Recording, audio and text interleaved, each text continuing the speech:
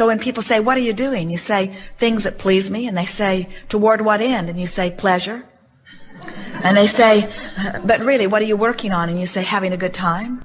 And I say, but what do you hope to accomplish? And you say, living happily ever after. And they say, but what do you want to leave as your legacy? And you say, I was a happy one. And they say, but what is the mark that you want to leave? Life is joyous. But what is the value that you see in contributing to this time-space reality? I'm joyful. But what do you hope to accomplish? Being happy?